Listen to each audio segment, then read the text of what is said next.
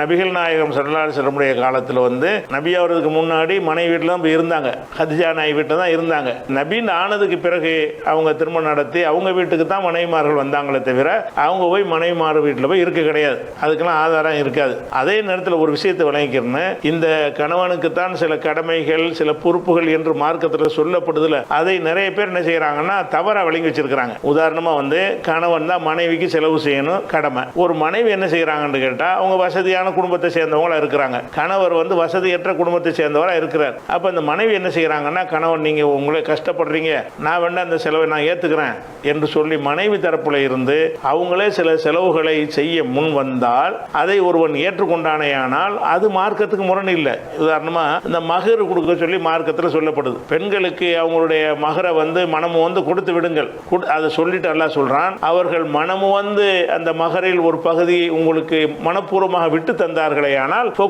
நீங்கள் அதை உண்ணுங்கள். அப்ப மகர் கொடுக்கிறது ஆணுக்கு கடமை, எனக்கு ஏன்பா மகர் என்று சொல்லிட்டாங்கன்னா கடமை கிடையாது. இது பெண் வீட்டை வாங்கிட்டான்னு வராது, மார்க்கத்தில் குற்றமாக ஆகாது. அதே மாதிரி ரசூல் ஸல்லல்லாஹு அலைஹி வஸல்லம் காலத்தில் இப்னு மஸ்ஊத் என்ற ஒரு சஹாபி, வாழ்க்கை செலவினங்கள் இல்லாத ஒரு மனிதராக இருக்கிறார். அவருடைய மனைவி கொஞ்சம் வசதியான குடும்பத்தை சேர்ந்தவங்களா இருக்கிறாங்க. ரசூல்லா தர்மம் செய்ய சொல்லி ஒரு பயான் பண்ணுவாங்க பெருநாள் அன்னைக்கு. அதை கேட்டுட்டு என்ன செய்வாங்கன்னா ரசூல்லாட்ட ஃபத்வா கேட்டு வருவாங்க, அல்லாஹ்வுடைய தூதரே நீங்க கொஞ்சம் தர்மம் செய்ய சொல்லி வலியுறுத்தி இருக்கிறீங்க, என்கிட்ட சில நகை நட்டுலாம் இருக்குது, அதை தர்மம் செய்ய விரும்புறேன், என் கணவர் என்ன சொல்றாருன்னு கேட்டா நானே கஷ்டப்படுறேன் எனக்கு கொடு அப்படின்னு கேட்கிறார். அப்ப என் கணவருக்கே நான் அதை தர்மமாக கொடுப்பது அது மார்க்கத்தில் கூடுமா அப்படின்னு கேட்கிறாங்க. அப்ப ரசூல் என்ன செய்யறாங்கன்னா, உன்னுடைய கணவரும் உன்னுடைய பிள்ளையும் தான் நீ தர்மம் செய்வதற்கு ரொம்ப தகுதியானவர்கள் அப்படின்னு ரசூலுல்லா சொன்னதாக புகாரியில் 1466வது ஹதீஸ்லையும் 1462வது ஹதீஸ்லையும் இந்த சம்பவம் சொல்லப்பட்டிருக்கிறது. அப்ப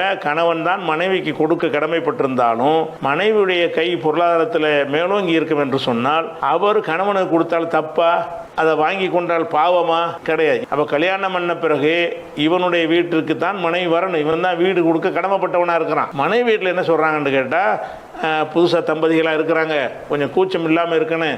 ஒரு பெண்ணு பெண் வீட்டில் அது இருந்தார்களே ஆனால் அவங்களுக்கு அந்த கூச்சம் இல்லாமல் ஒரு அந்யோன்யமாக இருப்பார்கள். அதனால ஒரு வாரத்துக்கு எங்கள் வீட்டில் இருக்கட்டும்னு கேட்குறாங்க. இதை ஏற்றுக்கிட்டா தப்பு வருமா? அதுதான் இதுக்கும். அதான் கல்யாணத்துக்கு பிறகு பெண் வீட்டில் போய் கொஞ்ச நாளைக்கு இருக்கிறது, பெண்ணுடைய செலவுல கணவன் வாழ்வது, இது மகரையே கொடுக்காமல் இருப்பது, இந்த மாதிரி எல்லா விஷயங்களுமே அதுக்கு என்ன அர்த்தம்னு சொன்னால் கணவன் மீது கடமை, பெண்ணுக்கு கிளைம் பண்ண உரிமை இருக்குன்னு அர்த்தம். அந்த உரிமை சம்பந்தப்பட்ட வேணாம்னு சொல்லிட்டார்களே ஆனால் கணவன் மீது கடமை நீங்கி விடுகிறது. அதுல எந்த குற்றம் வராது. இந்த ஒரு பேசிக்கை விளங்கி கொண்டீர்களே ஆனால் உங்க கேள்விக்கான விடை கிடைத்துவிடும்.